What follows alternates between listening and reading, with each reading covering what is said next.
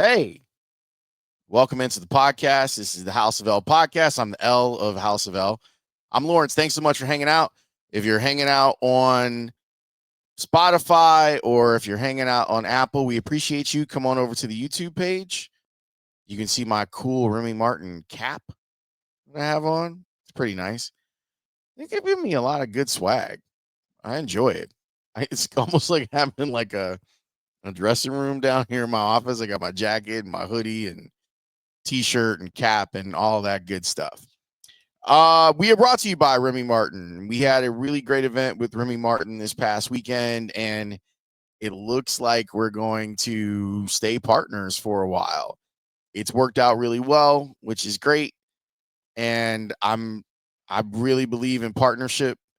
It's so funny. I was actually thinking about like whether or not all of this goes behind like a paywall and like do Patreon. And I've been like, no, I'm so used to the advertising model, but I was kind of like doing the math and I'm like, well, if even a 10% of the people came with me to a Patreon, I would end up making more money than what I make now. But House of L isn't really about making money, at least not yet. We're in a good space and I can pay people to do episodes that I want, especially because of partnerships with people like Remy Martin. And I do think that we're going to end up doing something. I think a draft react pod. Like in my mind, I want to do a draft react pod at Signature in the South Loop with Remy Martin. And that might be something that we end up doing. We shall see. The pod sometimes acts as therapy for me. Not all the time. Most of the time we talk about what's happening in Chicago sports or sometimes national sports and occasionally international sports when I'd like to talk footy. But, and, the business. And this will be mostly business and a little bit of emotional, like letting go of some stuff that I've been holding on to that I wanted to talk about. And it manifested in the last few days thinking about some things. On the radio side, everything's great. Like I've gotten used to the new schedule. I've gotten more comfortable with having a little bit more fun. Like I'm fairly serious. They kind of done a show that was a little bit more freewheeling than I'm used to, so that there's like a tug there, but I'm getting more comfortable and feel like I'm giving as good as I'm getting on the afternoon show, which is a challenge. And those guys have helped kind of walk me through it. And they've met me halfway on stuff that I like to do, because I do like to get into kind of deep, serious stuff. And I do take my career as a reporter really seriously and kind of what I learned from it very seriously. So they've learned to accept me kind of how I am, and I've learned to accept the things that they do on the show, and uh, get kind of the give and take of partnership. Um, that's not what kind of got me. What got me is when if you go back to August, or I think it was early September, I did a whole episode about NBC Sports Chicago going away. And I tried to talk to it from mostly a business perspective, because I know that people enjoy hearing like some of the behind the scenes stuff that goes on. So I wanted to kind of let you guys in on that. I didn't talk about it, I don't think, enough from an emotional standpoint. And if this isn't your thing, I'm totally okay with that. You can move on to a previous episode, or maybe the next episode, which might be more your cup of tea. But it was a forced break from television for me. And that had happened before when the layoffs came during COVID. But it was a forced break, and I think it came at a really good time. And I leaned into that. Like, I leaned into the idea of, okay, like, you've been doing both radio and TV for the last decade. What would it be like if you were just doing radio? And doing just radio was kind of fun. Finding out different things and the amount of energy that I had to do that. And Mitch always says, "Hey, man, you don't have to." Mitch has told me, like, you don't have to leave the house for opportunity. And he's been right. Like, there's been a lot of opportunity that's come my way. Since then, we've done really well. Like, the station as a whole is incredibly healthy right now. I think about as healthy as it's ever been. They did make a change, and here's an industry thing for you. They made a change to how ratings are done, and that's going to be fascinating to see how that works out. So basically what happened is that the hour's broken up into 4 quarters, right? Every 15 minutes is a quarter hour. And before, to get credit for a quarter hour, meaning someone listening for a quarter hour, you needed to make sure that you had, like, at least, was it 5 minutes or 8 minutes of a quarter hour, so half of a quarter hour, and then you got points for that. You got ratings points for that.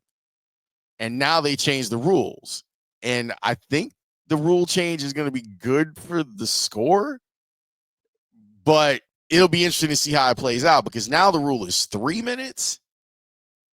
So we really only have to hold your attention for 3 minutes of a quarter hour to get credit for a quarter hour. And the station's been, like, super healthy. Like, Mully and Haw continue to dominate in the morning. Dan and Marshall and Layla had the highest ratings on the station. Speegs and I had the highest rank. Like, we got number one.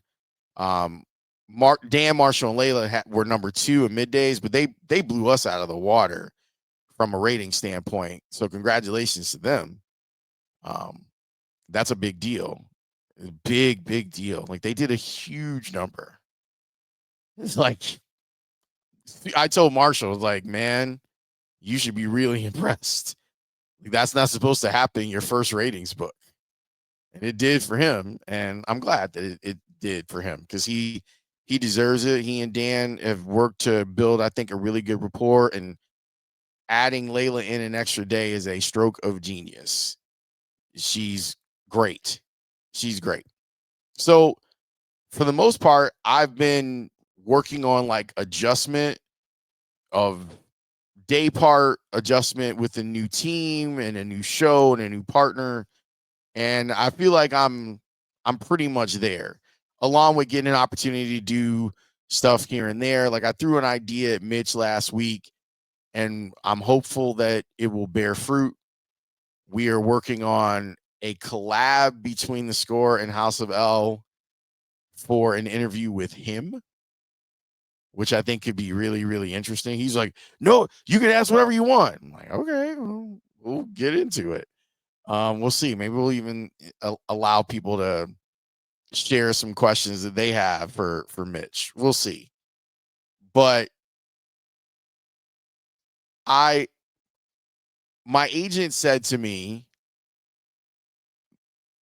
like anything that you're in creative, like, you have to keep updating your resume. So I have a reel for television, but that reel is really old. Well, not really old, but it's a few years old now. I look different in some cases. Like, there's not a lot of hair left up here. And some of the stuff is dated. It's still good. Like, stuff that I did over at Channel 9, for example, when I would fill in for Pat, like that sort of stuff. But I think it's been 2 years, 3 years since I filled in for Pat. So that is that's not up to date. And I had a bunch of stuff that was up to date from NBC Sports Chicago, and I never really thought that I would need anything else, even when I knew that the network was going to go under. And go under is harsh. That's not the right term. That the network was going to cease operation, which it did this summer at the end of White Sox season. It ceased operation. And now CHSN is in its place, and they've got the Blackhawks and the Bulls and the Sox in the spring. But I had to like put stuff together. And when NBC Sports Chicago ceased operations, like it stopped. And producers were really good. Like I had a lot of the producers and directors were like, "Hey, are there things that you want to have?" And I didn't understand what they were doing at the time. Shout out to my guy Matt Ellis. Shout out to my guy Nate Poppin. Shout out to my guy Eric Strobel, and my guy Anthony Durunda, who's a really great, terrific young producer that I hope I get the opportunity to work with again. They were like, "Is there stuff that you want?" And I'm like, "Yeah, like some of the shows that we did were great. I'd love to have them." And they were like, "Oh, okay." And so they would send me stuff to the Dropbox, and it's kind of just been sitting there. And then I realized why they did that. Like when NBC Sports Chicago stopped, like it stopped. And ordinarily, when there's stuff that's on television and online, there is a trail of that stuff. It is not the case. Go look up Football Night in Chicago because we used to have it online on the NBC Sports Chicago YouTube page. It doesn't exist anymore. Those shows are like gone. And that was a really rough thing to work through. I was talking to Shane, Tanny, and Speaks about this afternoon that like I didn't expect it to affect me in this way. I got really emotional about it. And the reason that I got emotional about it is because it's one thing for the network to cease operation. It's another thing to feel like it didn't exist. And that's what it felt like. It felt like we didn't do anything wrong, but it felt like we were being scrubbed from the internet. Now I know some of this is like the RSS feed for the pods and everything else, like some of the social went over to CHSN. But it like to not have your stuff was heartbreaking. Like it was really heartbreaking. So again, thanks to the producers and directors that saw this thing coming and were able to send me stuff. There was one piece that I didn't have, and I'll never have it, I don't think. Although I might be able to ask someone over at CHSN to try and find it or pay them because they would have to search through some archives. I did the pregame and postgame with Ozzy after the Tim Anderson, Josh Donaldson stuff.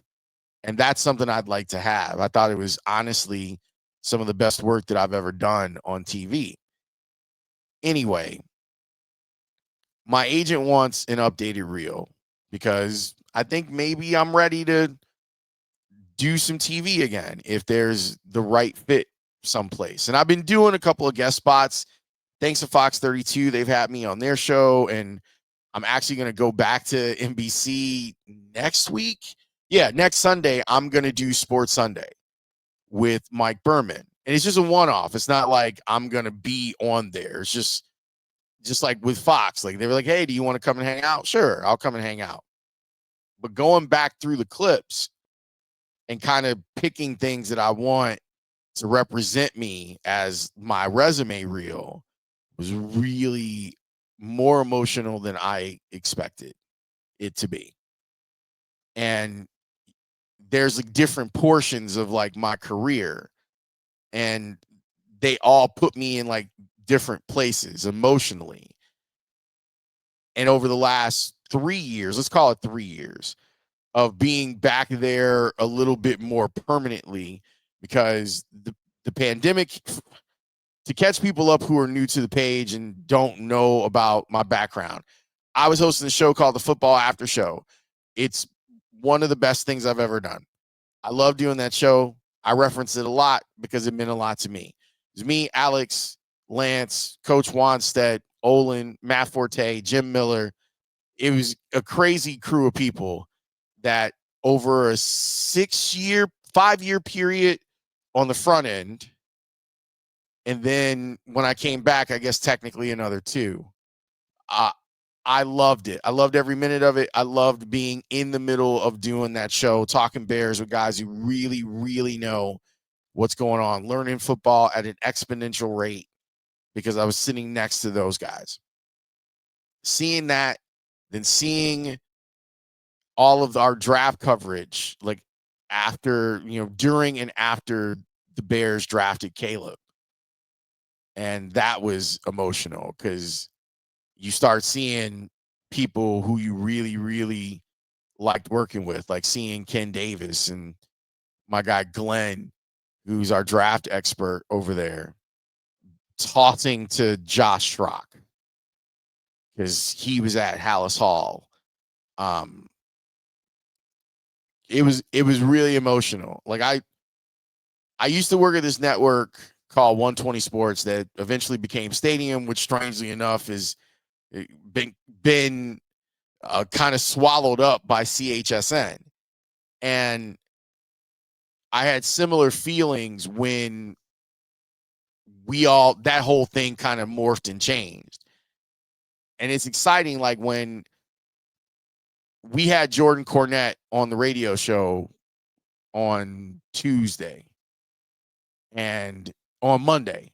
And that guy, I worked with him. So I worked with him and Shay. Like I worked with those two when they started dating. And now they're married with a couple of kids, and you look up and you see Shay on ESPN and Jordan on NBC, and for a while they were working together at ESPN. And I get excited. Like my guy Tyler Fulgham, who works for ESPN, we did a show together over there, and now he's one of the really good betting people. My guy Michael Kim, like I get emotional thinking about like how good everyone was at that place and how we had this like really good contingent of people that have all gone on to have successful careers, the folks on air and the folks off air. And I get emotional when I think about that, but I'm at least I've been able to kind of,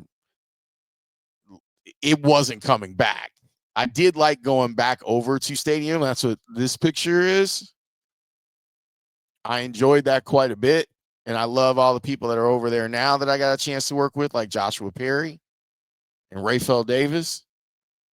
But looking back on my NBC stuff, it really got to me. It really got to me.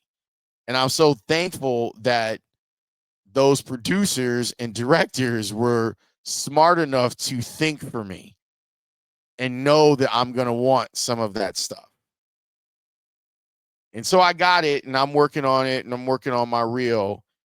And I made sure that I saved everything to a hard drive because, Dropbox links are not always reliable as well. But I didn't think it would hit me, honestly, as hard as it did. But it did. But I'm excited now. Like I'm excited because there's at least enough for me to show what I can do, like all the different things that I feel like I can do when I'm hosting a show on television, whether it's, VOs or tossing to SOTs or running a discussion. I can do all of that stuff. It was nice to get that, but it was very emotional to go through it. You know what it felt like? It felt like going through a picture album. If you ever stumbled across, like maybe you were looking for something else and you found an old album of pictures, it was like that. Where you go, oh yeah, I remember when we did that. I remember when Clay Harbor, he only had one button buttoned on his shirt. Man, if I was walking around like Clay, I'd only have one button too. Shout out to Clay Harbor. But it was good to work through it.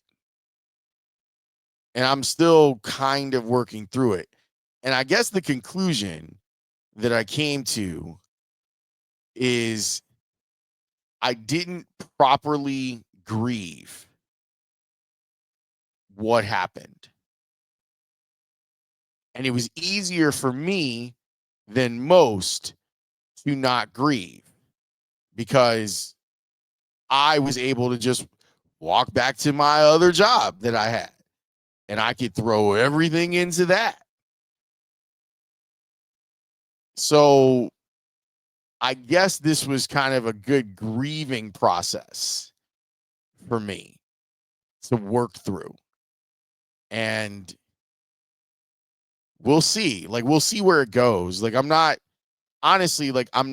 expecting, the plan isn't to go anywhere. The plan is to, I'm a prepper. So I want to be ready if there's an opportunity to share what I can do.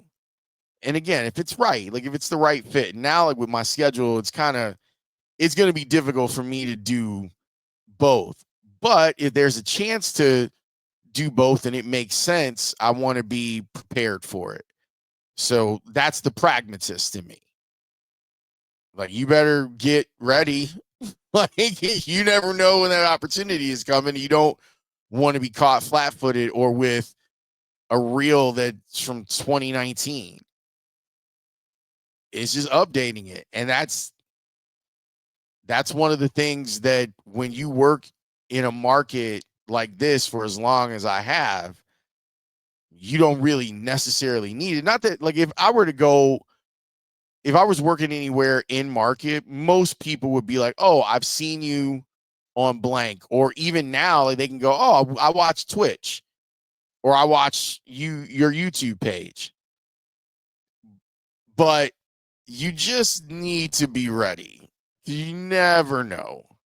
And I'm glad that I had to confront some of the latent feelings that I had about this.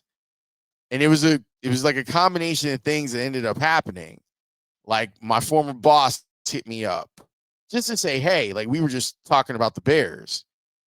So you have that. We had, Josh Schrock on the show when Layla and I did the show together a couple weeks ago. And he was like, hey, man, I got this. It's the thumbnail for this episode. He had like one of the promotional signs for what we were doing. And he was like, man, when we had to clear out of our space, like, he grabbed it. And I'm so happy that he did. And he's sending it to me. And it means a lot. I'll find a space for it on the wall once I get it. But it's nice. And it's nice to be able to occasionally just kind of talk about how you feel about stuff. And if you made it this far, I thank you. And even if you didn't, it's cool. Like I said, sometimes the podcast acts as therapy for me. So consider yourselves my therapist for this episode. And we'll see where all of it goes.